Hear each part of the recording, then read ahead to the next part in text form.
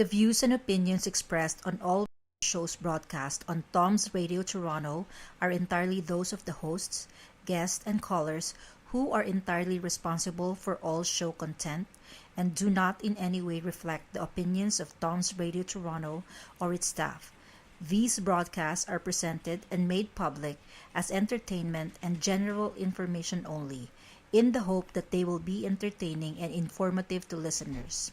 They are not intended to diagnose, treat, cure, or mitigate in any way any disease or condition or to promote any specific lifestyle, belief, religion, political affiliation, or other personal practice, nor is the information presented necessarily accurate or verifiable. Isang napakainit pa rin pong tanghaling pagbati sa lahat ng ating mga kababayan, hindi lamang po sa Canada, kundi sa lahat ng parte ng digdig na nararating po ng ating Tom's Radio Toronto. Ito po inyong kabayan mo on the tol. Ito po ang Balitang Bayan, Huwebes, June 10, 2021. At top of the news, quarantine sa NCR Plus, posibleng luwagan na dahil sa pagbaba ng infection rate.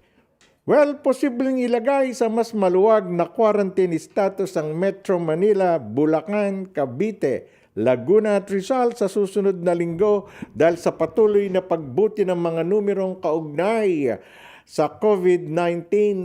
Ayon sa Malacanang, hanggang Hunyo 15, mananatili ang mga natulang lugar na tinawag na NCR Plus sa General Community Quarantine o GCQ with heightened restriction.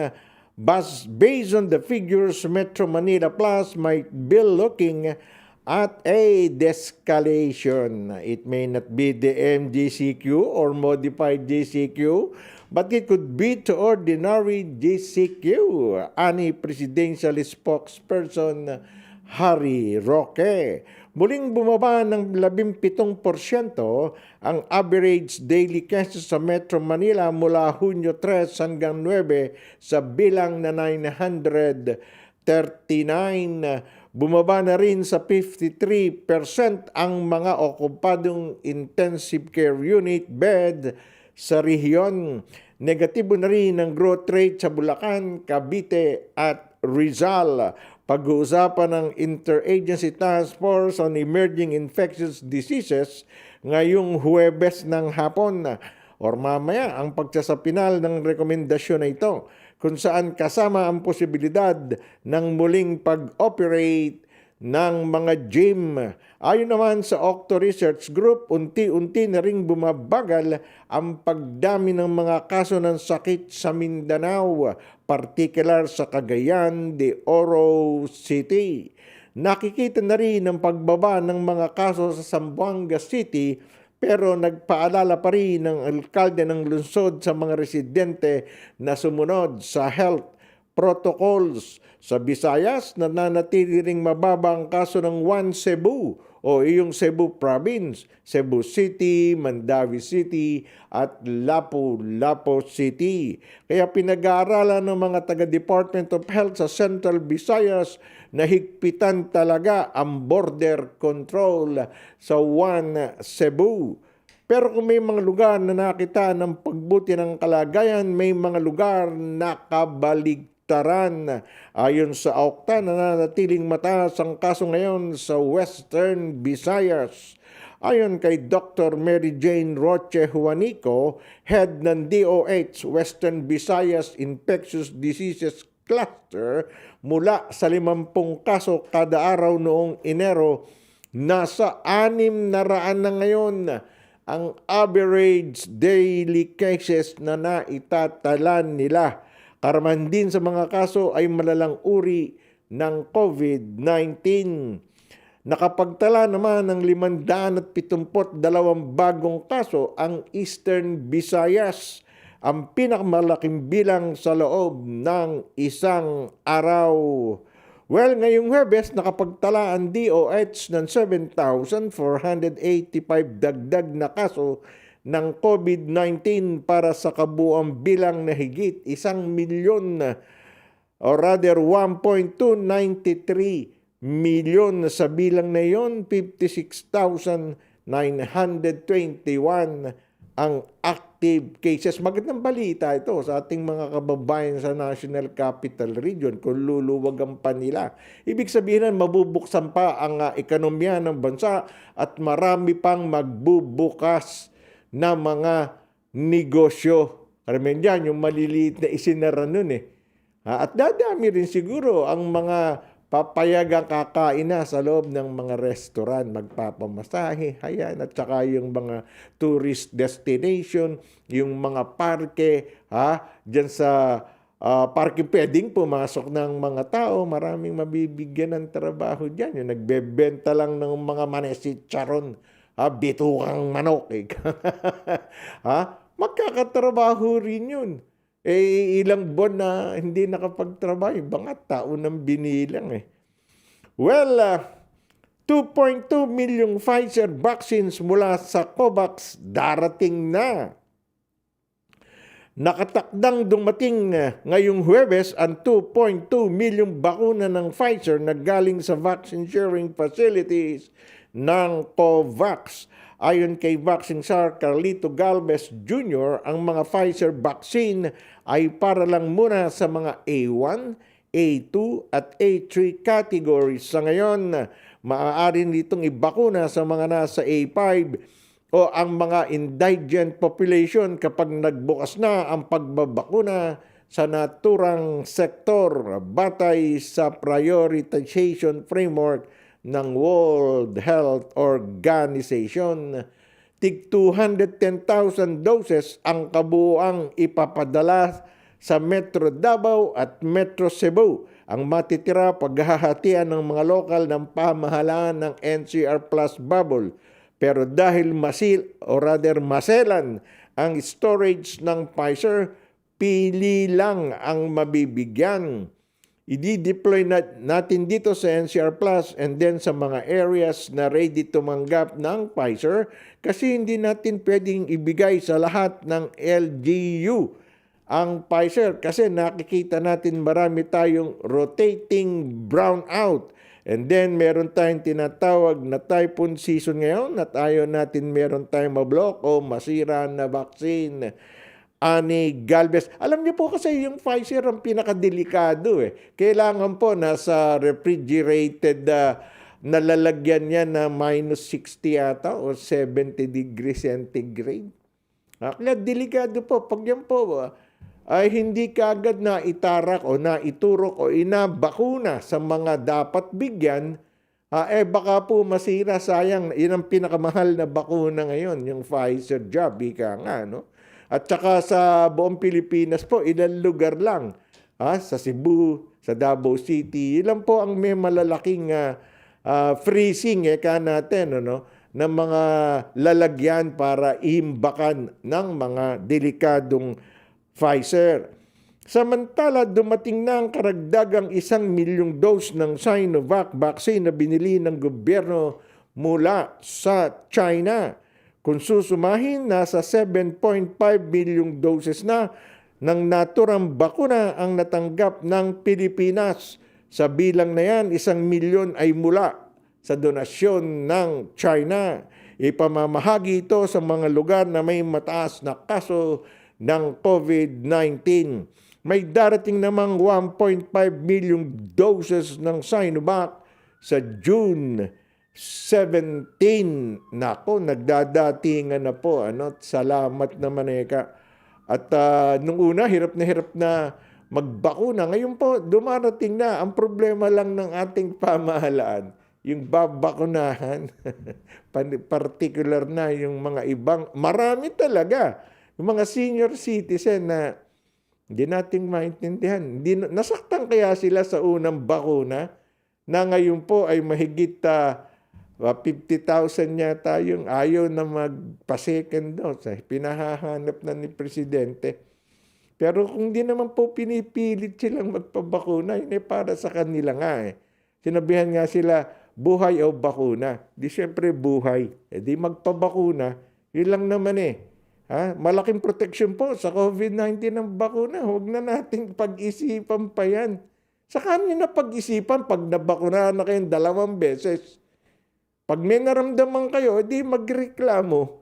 Wala naman nararamdaman yung iba. Ordinary lang naman yung lalagnatin ka. Marami akong mga kaibigan sa Nueva Ecija, mga ka-batch ko nung gumraduate kami ng high school, mga senior citizen na kami lahat.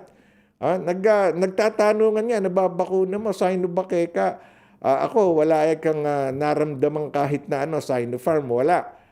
AstraZeneca, yung 2 yata, 3 kong classmate noon, na tinamaan ng nilagnat.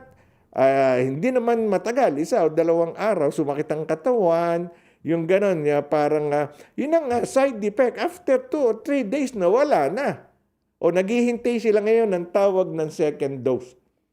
Pero bakit dito sa NCR at saka sa karatig mga probinsya, ayaw nilang magpapakuna ng second dose? Hindi naman sila nasaktan. Sabihin mo na nagkasakit ng konti pero not enough para hindi nyo po ituloy yung pagbabakuna nyo. Sundin naman natin ang Pangulong Duterte. Para sa atin yan, hindi po para sa kanya yan.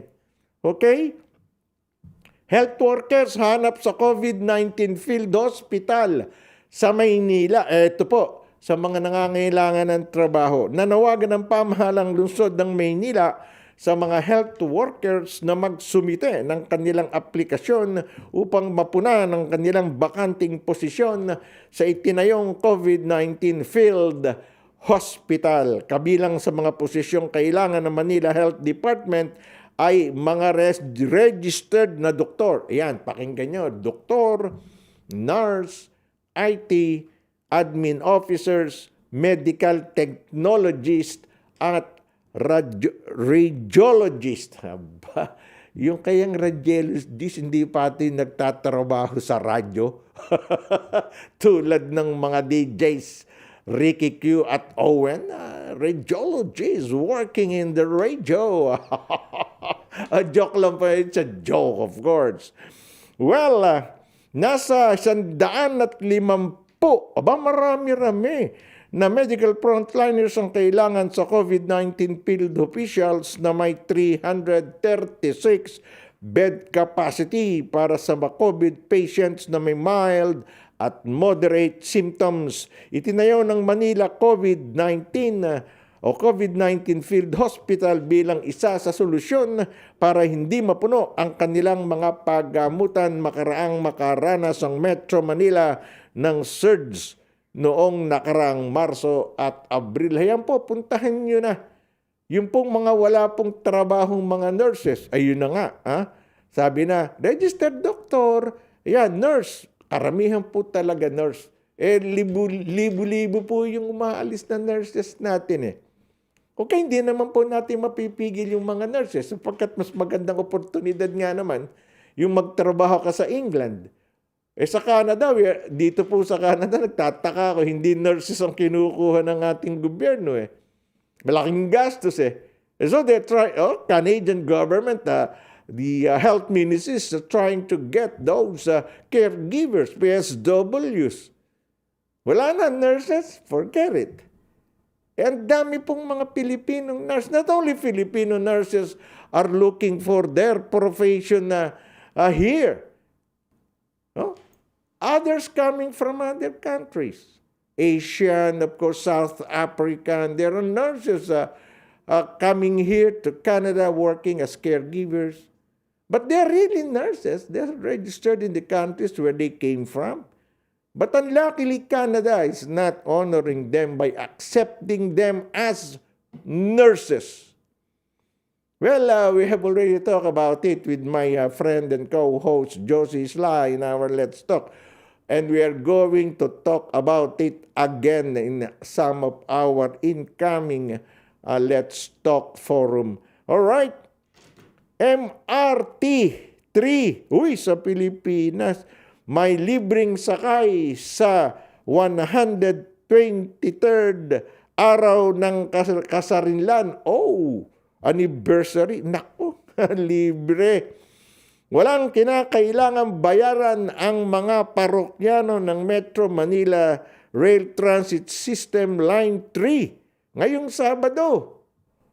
Sa Sabado po, kasabay ng guguniting anibersaryo ng Independence Day ng Pilipinas. Oo nga, Independence Day na nga pala sa June 12. Ang bilis ng panahon.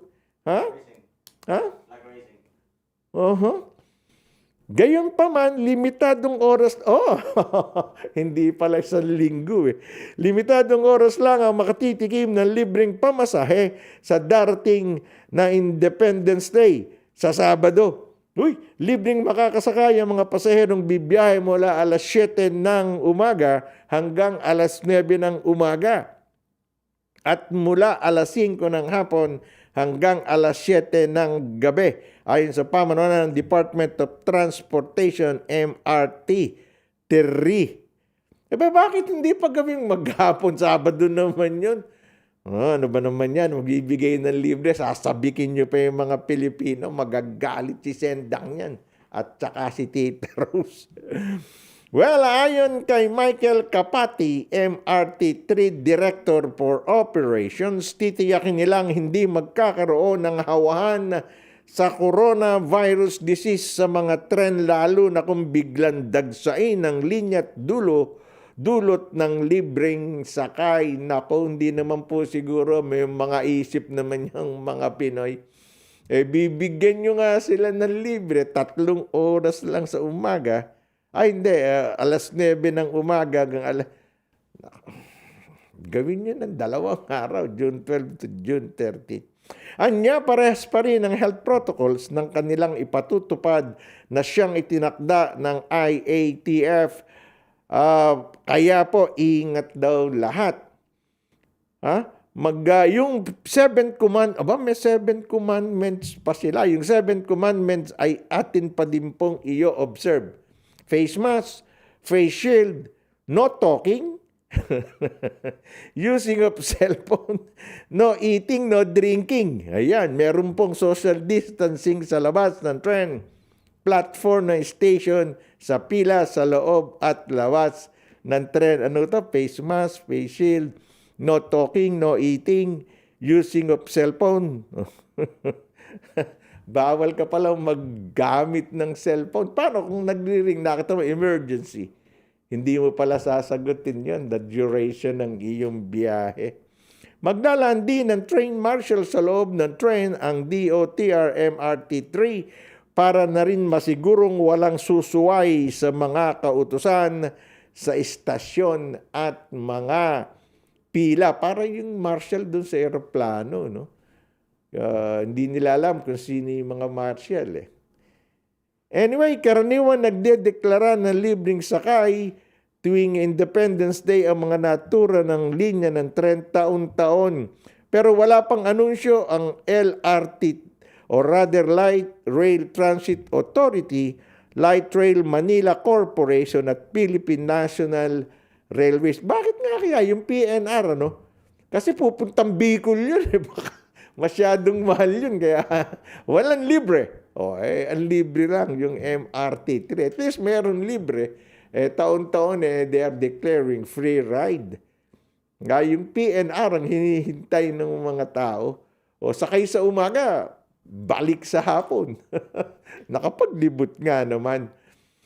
Well, heto pa, mahigit 55 trabaho alok sa Independence Day Job Fair ng Department of Labor and Employment. Pag-uusapan po natin yan sa pagbabalik po ng Balitang Bayan Huwebes. Huwag po kayong bibitaw. I'll be having a break. Sandali lamang po.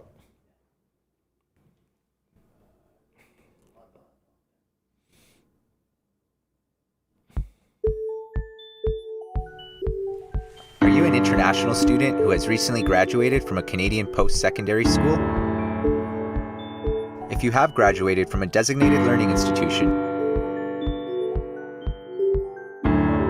you could be eligible to apply for permanent residency under the new pathway set out by Immigration, Refugees, and Citizenship Canada.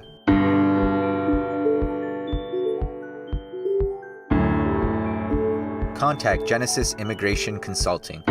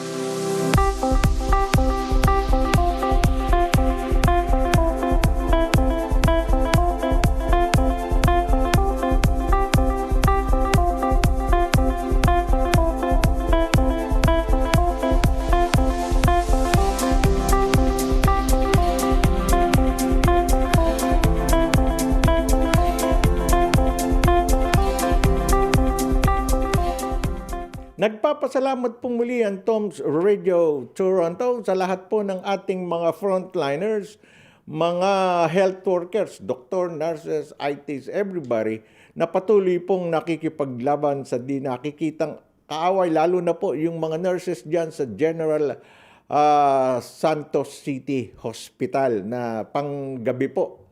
At nanonood daw po sila sa atin, nakikinig at nanonood, mga nurses po at caregivers na panggabi ang kanilang duty. Salamat po sa inyo. Maraming salamat. Mahigit 55,000 job vacancies ang iaalok sa online job fair na ikinasahan ng Department of Labor and Employment para sa Independence Day sa Sabado. Sa bilang na iyon, mahigit 30,000 ang local vacancies o lokal na trabaho kung saan pangunahing pangangailangan ng customer service representatives, production operator or factory workers, security guards, caption writer at live note taker at collections specialist. Higit 20,000 naman ang bakanteng trabaho sa ibang bansa. Maganda yan. Nakaramihay nurse, radiographer, mga taga-radyo na naman, at physiotherapist, cleaners, karpintero, mason, at mga mekaniko. Alam niyo yung mga mekaniko, lalo na yung malalaking truck mechanics. Wow, lalaki ng sweldo niyan. Ang National Capital Region pa rin na may pinakamaraming bakanteng trabaho na nasa 23,243.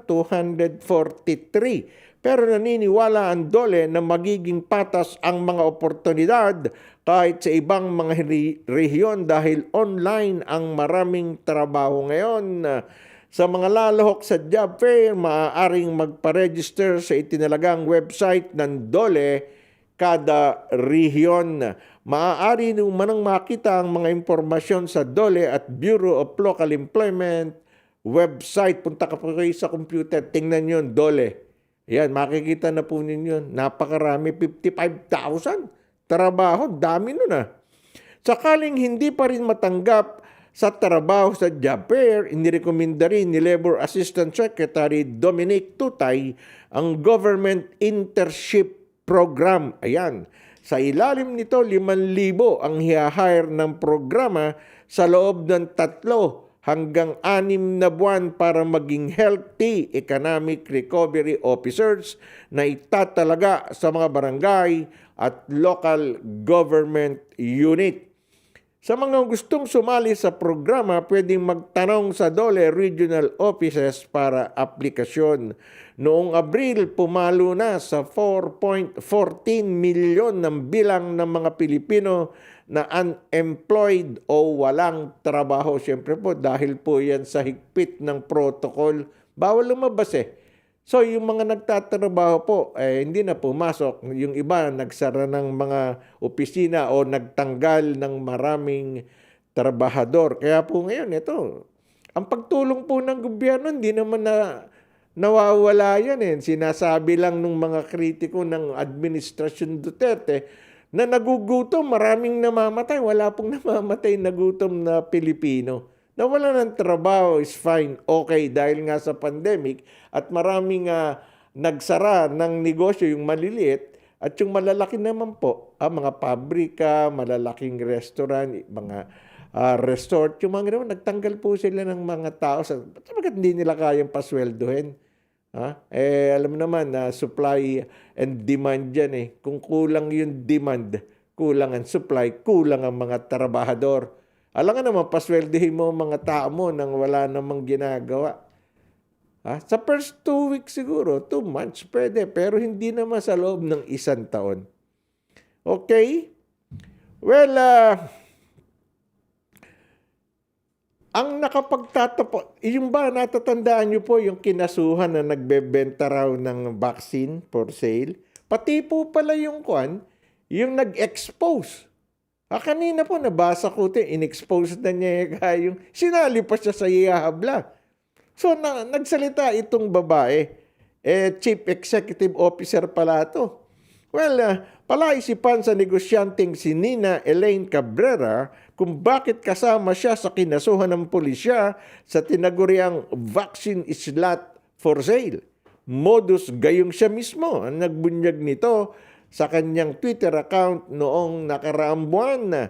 Ayon kay Cabrera, CEO ng isang local na makeup brand, pinasalamatan pa nga siya ng isang LGU sa impormasyong ibinahagi niya ukol sa nasabing modus.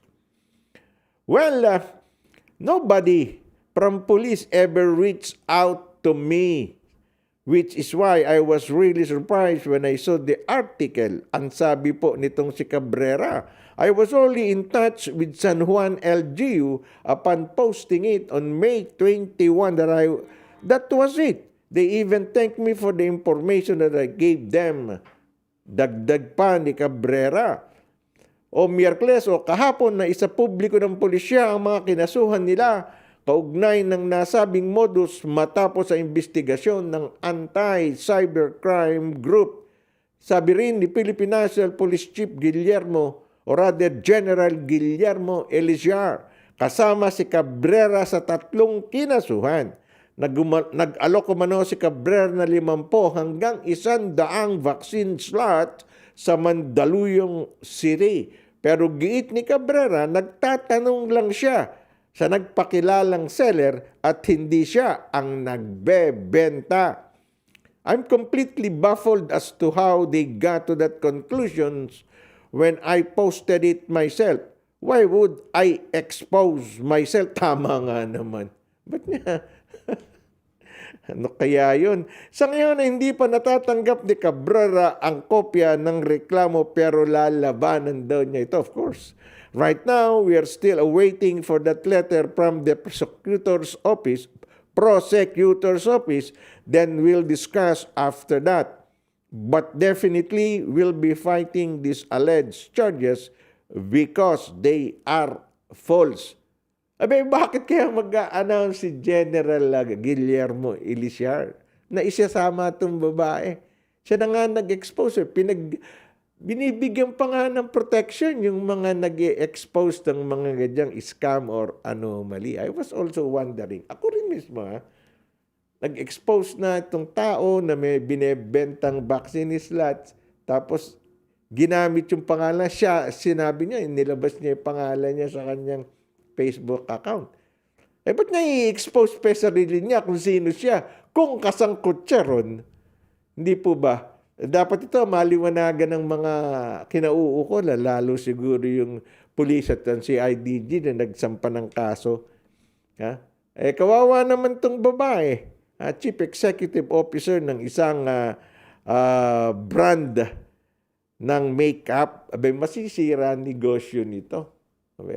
Akalain mo yun. Tumulong na yayariin pa. Baka mahut-hutan pa ng ibang mga bulok na itlog. Well, may isa pong balita ritong nakakaantig ng damdamit. Pinakikita po rito kung gaano kahalaga sa mga Pilipino, lalo na yung mga seafarers, yung mga tripulante, mga simang Pinoy. Eto po, talaga pong natuwa ako rito eh. Mga tripulanteng Pinoy, sumaklolo sa mga refugee na palutang-lutang sa Mediterranean Sea. Ayan, ako. Mamaya papalakpakan natin to. Isang barko na pawang mga Pinoy ang tauhan ang sumaklolo sa 86 refugees na ilang araw na nagpalutang-lutang sa Mediterranean Sea matapos masira ang kanilang demotor na bangka. Ayon kay Michael Angelo Henilo, kabilang sa mga tripulante ng container vessel MV Fleur N, nakatanggap sila ng impormasyon mula sa Augusta Italian Coastal Navy na posibleng madaanan nila ang bangka ng mga refugee na kailangan ng tulong. Galing umano sa Egypt ang karamihan ng mga refugee at patungong Italy para maghanap ng trabaho. Pero habang nasa laot, nagkaaberya ang kanilang bangka kaya ilang araw na silang nagpapalutang-lutang sa karagatan dahil sa kakulangan ng pagkain at inumin nang hihina na ang mga namumutla pa tao ng masagip ng mga Pinoy ang mga refugee. Gusto lang naming i-share yung experience na to. Give awareness para sa lahat. Given any situation may chance na tumulong, go lang ng go without any doubt because helping one person might not change the whole world, but it could change the world for one person. Galing, ano? Ani pa ni Henyo. Ligtas na nadala ng mga Pinoy ang mga refugees sa Augusta Port sa Italy at ibinigay sa pangangalaga ng Italian Coast Guard nitong Martes. Yan po ang mga Pilipino. Kaya mahal ng ibang bansa ang mga seafarers natin eh. Iba po ang mga Pinoy. And our seafarers, the seamen, they contribute largely to the millions of dollars that our OFWs has been sending the Philippines for so many years now. They are considered the modern hero of Philippine economy. Well, see, and I believe, and I read some report that all over the world, all biggest ship and container ship and other, even the cruise ship, they're hiring Filipinos. Chef, singer, entertainer, oiler, tanker, mechanics. Filipinos are number one priorities. Why? Simply because we excel in our skilled profession. And besides, we speak English. Hindi kamukha ng ibang mga kinukuha nila, kaya tatagalogin ko to. Umi-English pero hindi nakakaintindi ng English. May sinasabing English pero hindi nila alam kung ano yung sinasabi nila. Kahit po rito, kahit sa ibang bansa na hindi mga tripulante, hindi seafarers o hindi mga seaman. Marami po dito, tapatan, maraming marunong umi-English. Hindi nila alam kung ano ini-English nila. Just para makapagsalita lang ng English, para masabing, ang galing umi-English nun, nga mismo naranasan ko to. Noong unang dumating ako rito sa Canada, ang napasukan ko, ako, tri-media man sa Pilipinas for so many years before coming here. Nagtrabaho ako dun sa warehouse na pag-aari ng isang Chinese. Wala yung nag-apply ako sa Toronto Star, nag-apply ako sa mga radio because of my profession in the Philippines. The first thing that they asked me, do you have any Canadian experience? What will I answer? Nothing. So forget it, we will just call you back. Ganun naman lahat tatawagan ka pero maghintay ka hanggang sa mapunde. Ang tenga mo sa kakahintay, wala kang maririnig na tawag. So you have to get Canadian experience job. Di po ba? Napuntahan kong warehouse English ng English yung kausap ko Akala ko Chinese or boss, sabi ko, Brad, Pilipino ka ba? Oo, Pilipino ako. Yun na nga, nagsisigarilyo pa ako nun eh. Sisigarilyo sa labas. Mukha yatang tagal mo na rito. Hindi naman eh. Talaga lang ganun. Kung nasaan ka, di gawin mo yan kayo ginagawa. No? Right, sabi ko ganun. Kasama pamilya, kasama raw. Ilang taon na ba kayo rito? Matagal na kami. Meron na kaming 3 months. 3 buwan kung mag-English. Talo pa si Shakespeare. Diba? Kinaibigan ko na lang. Alam niyo po, yung magagaling na tao, dapat kaibiganin niyo eh. Yung matatapang kumparihin niyo. Ganun sa Pilipinas ang ginagawa ko. Tapang-tapang yan. Alang kinatatakutan. Sige, kakusapin ko, kukumparihin natin. Ganun yun. Kaya nga sinasabi, Pilipino talaga mababait po ang Pilipino. Yung hospitality datos naman na natin, gifted tayo dyan, galing sa itaas, galing kay Lord, God is alive, at saka God is good. Yung gano'n hindi naman masamang tumulong eh. Kahit na po, sabi nga nun, depende ka sa pagtulong. May mga tutulungan ka naman dyan eh. Hindi naman marunong tumano ng utang na loob. Huwag niyo po intindihin yung utang na loob. Ang intindihin niyo yung utang sa labas. Sapagkat pag nangutang ka sa labas, babayaran mo dapat yun. Yung utang na loob, forget it. Talagang gano'n eh. Baka balang araw marami ka pang tutulungan na utang na huwag kang hihingi ng utang na loob sa mga natulungan na. Hindi po. Huwag po. Bahala na sa atin sa itaas. Yung ganun. Alright, pinapalakpakan po natin itong mga tripulanting Pilipino. Pinamumunuan nga ito ni Michael Angelo Henilo na nagligtas po, sumagip sa 86 na refugees. Ayan. Ang naisip ko na lang bigla, yung nangyari pong sinagasaan ng Chinese vessel daw, yung pangisdang Pilipino, ng mga kababayan natin dyan sa pinagtatalunan yatang West Philippine Sea. Tas tinakbuhan. Ang sabi ng Chinese yata yun na vessel, di nila nakita. Ano ba nangyari doon? Nagkabayaran yata or what? Ang tagal na nun eh. Wala pa, biglang natahimik ang istorya. Pag gano'n natatahimik ang istorya, something must be fishy. Ika nga natin, bakit fishy? Sa dagat nangyari. Di ka, nagkalinti ka na. Yung mga nahuling isda, nakawala. Paano yun? Di bayaran na lang ng isda. Paano mo mahuhuli isda na? Di ba, palitan natin ng dilata, kumpul-kumpul sila sa loob ng lata. Ayan. Kaya po yung gano'n, ingat-ingat na lang. Alam nga naman, ito, yung nangyayari po sa West Philippine Sea. Ang dami pong nagagalit kay Presidente. Ito, puntahan na po natin isyung to.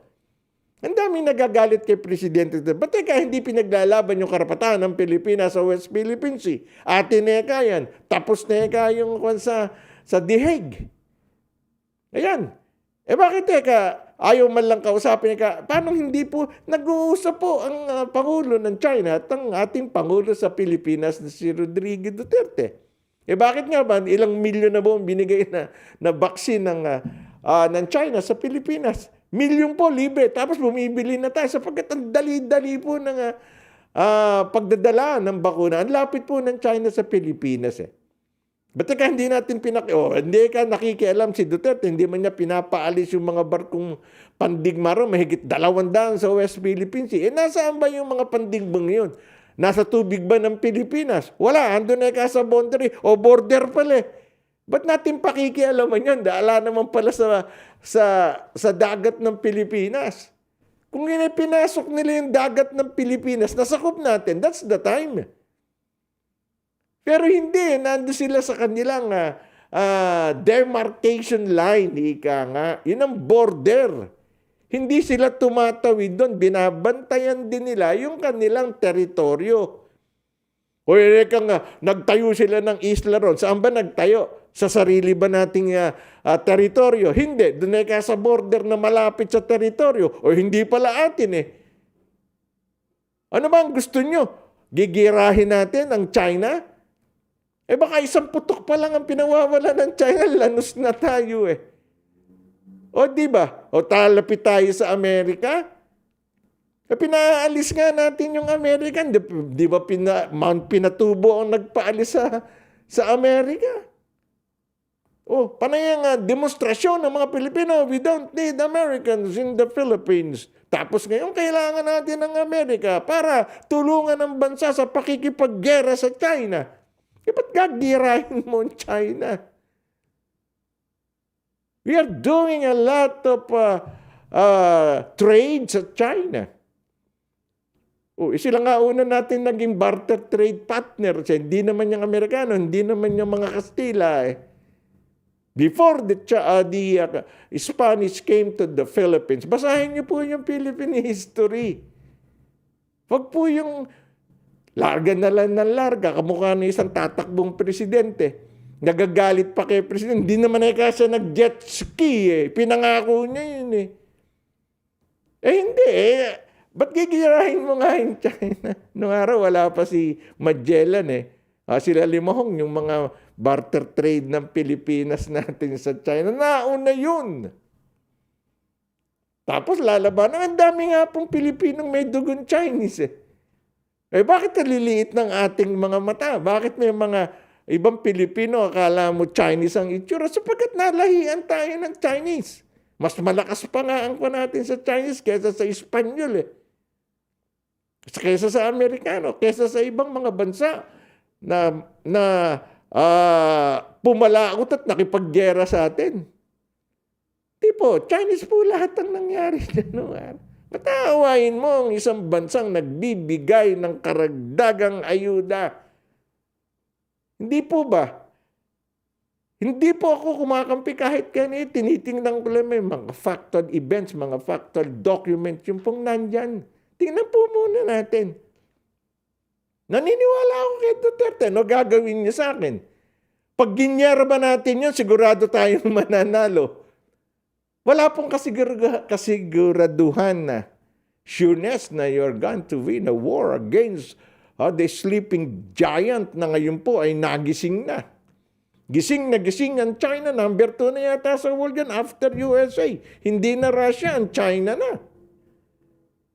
Tapos lalabanan natin simply because ala naman sila sa teritoryo ng West Philippine Sea. Nandun tayo sa sarili natin. Sila nandun lang Hindi naman tayo pinakikialaman Sige, granting na sila nanghuhuli ng isda kung minsan tumatawid sa border. Ano pang masama ron? We are just sharing the benefits that God gave to all human beings. Makababawas ba yun sa pagkain ng Pilipino? Hindi naman po. Lang ang sinasabi ng mga kumokontra sa administrasyon ni Presidente Duterte. Kumisan po talaga politics plays a lot. Siya po ang sumisira talaga sa magandang nangyayari na sa isang demokratikong bayan. Ayan, hindi po ba? Ito pinakita ng mga Pinoy dito sa buong mundo. Sa Amerika, sa China, sa Italy, sa Europe. Kung gaano kababait ang mga Pilipino, nasaan may puso? Kaliwa. May puso ang Pilipino sa kapwa. Biruin mo, all Pilipino yung nakasakay dyan sa isang barko, 86 na refugees, di naman nila kilala yun ngayon, pinakain nila. Hati-hati sila, di mababawasan. Anyway, yung makatulong ka lang nakita mong baka malunod dyan. Yung mga tripulante, alam nila yung buhay ng mga tao sa naglalayag sa dagat. Sa West Philippine Sea, sabi ko nga, bangkang papel sa umaapoy na dagat, yung dating mga sasakyan ng ating pandigmang Navy, isasabak mo sa matitinding pandaigdigan o panggerang barko ng China. Hindi po tayo nagpapakamatay.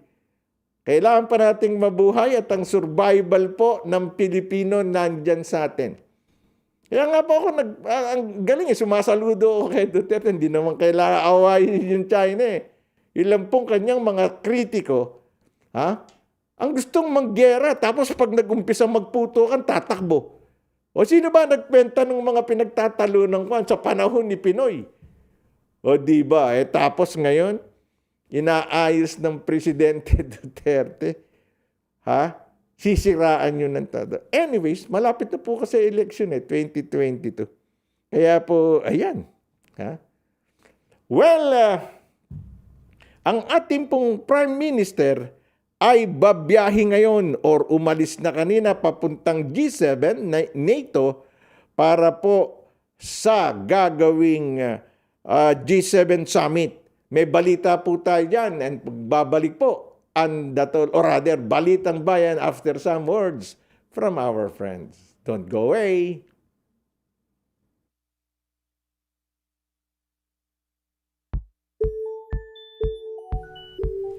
Are you an international student who has recently graduated from a Canadian post-secondary school? If you have graduated from a designated learning institution, you could be eligible to apply for permanent residency under the new pathway set out by Immigration, Refugees, and Citizenship Canada.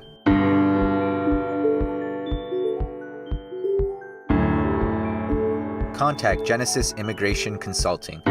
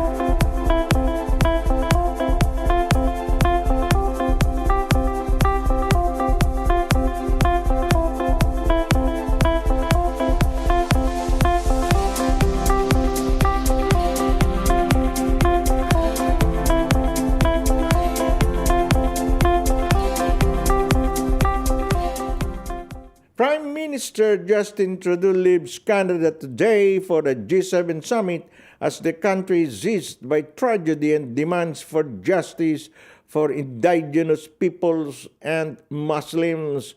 Trudeau is to arrive in Cornwall, UK for a 3-day gathering with G7 leaders and then travel to Brussels for a NATO summit, followed by a meeting between Canada and the European Union.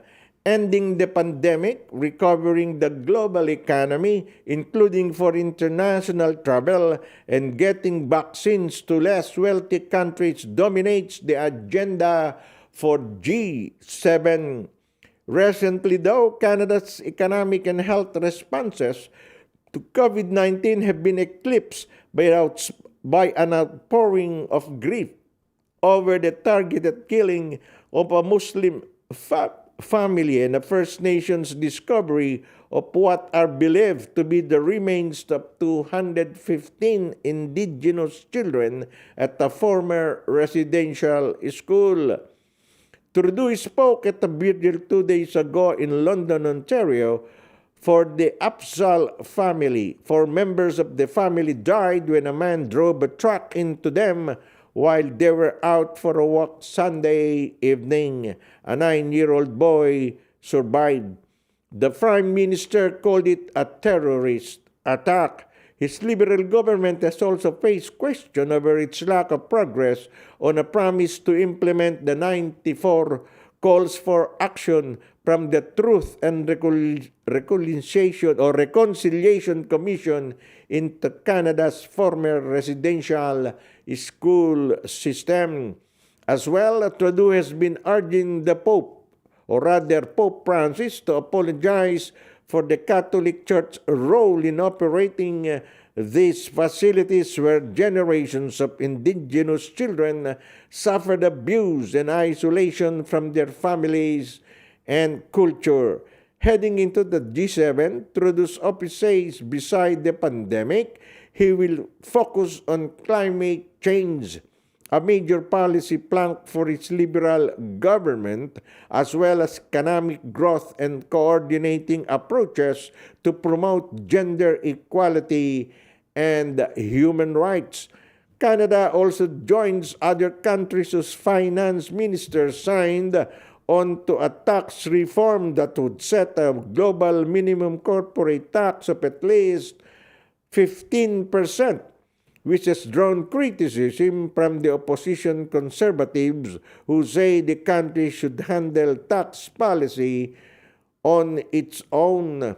In his first travel outside of Canada in more than a year because of the COVID-19 pandemic, and the first time all G7 leaders will be in the same room since 2019, and without former U.S. President Donald Trump, that marks Trudeau's trip marks a few first. Yeah, a few first. Current U.S. President Joe Biden will also make his first trip abroad since being elected to the White House last fall to attend the summit, providing the first chance for Trudeau and Biden to talk face-to-face since Biden took office. Well, this is the most exclusive club in the world. Tama. Said John Kirton, director of the G7 Research Group at the University of Toronto. Sometimes it's what is called Lonely Hearts Club or group therapy session. Nobody but the fellow leaders of the most powerful democratic countries in the world governing advanced economies can understand how tough the job is. Trudeau travels having received one of his 2 doses of Oxford AstraZeneca shot. His office said he will quarantine for up to 3 days at a hotel in Ottawa when he returns next week. The G7 includes Canada, the US, and United Kingdom, Japan, France, Italy, and Germany, as well as the European Union. Summit observers says Trudeau enters being the leader who has served the second longest, next only to German Chancellor Angela Merkel. British Prime Minister Boris Johnson has asked countries to come with concrete commitments on how to end the pandemic by the end of 2022. Experts say Canada will have to decide how it wants to contribute to the effort, for example, through financing or donating a vaccine. It hasn't announced any plans to share its vaccine despite having guaranteed delivery of more than 100 million doses for the year, when giving the population its 2 doses requires 76 million. Well, I believe our Prime Minister will contribute on the delivery of COVID-19 vaccine. Probably give a promise or pledge $100 million to COVAX, to the World Health Organization, COVAX. And the WHO will be the one distributing such vaccines all over the world, particularly those countries who are poor enough to buy this vaccine. All right, good luck to our Prime Minister.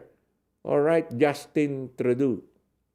Balitang sports, yung pong ating isang magaling na tennister na babae, si Alexander po ito, Alex Iyala.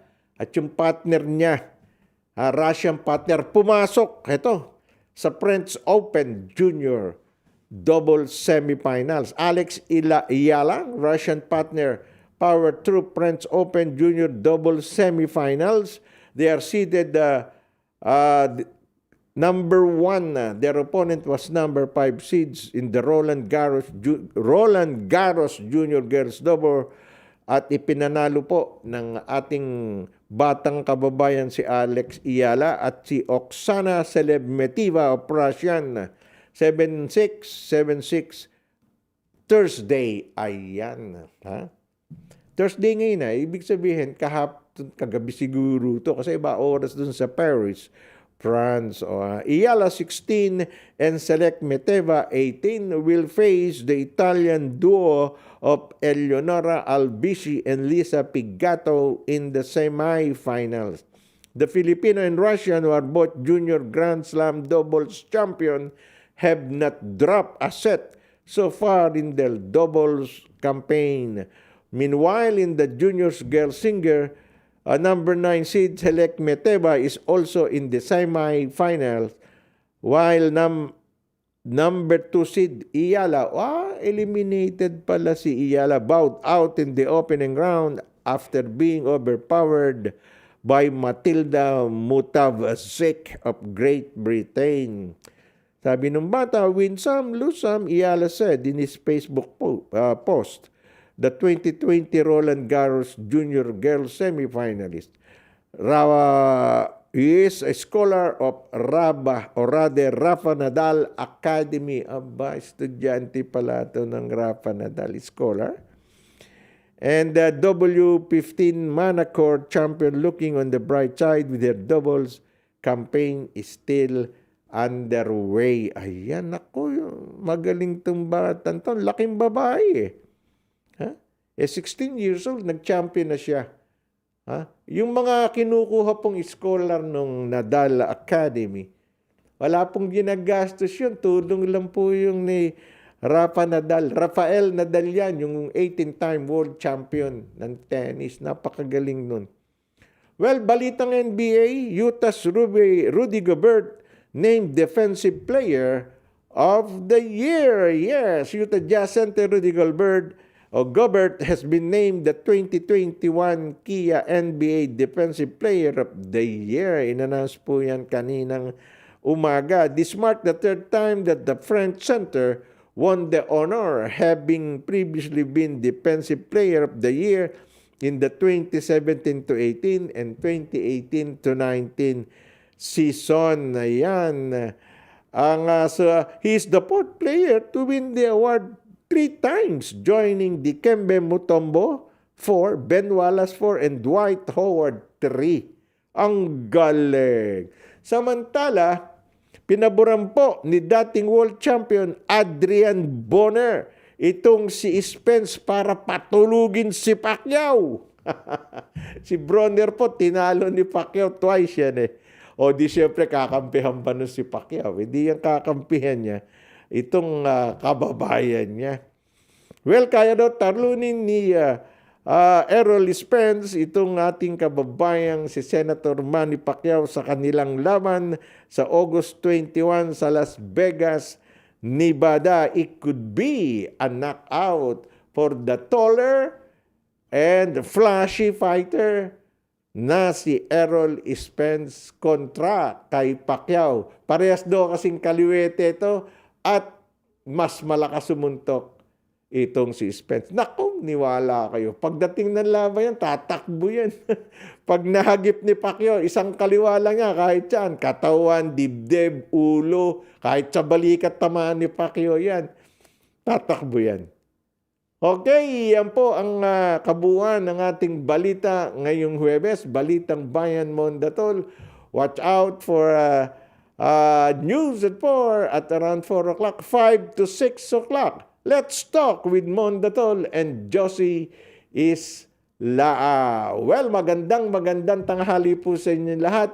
Hanggang mamaya pong hapon. Magandang tanghali.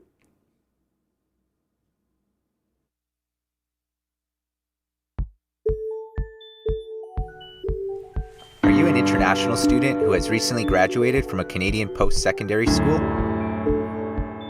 If you have graduated from a designated learning institution, you could be eligible to apply for permanent residency under the new pathway set out by Immigration, Refugees, and Citizenship Canada.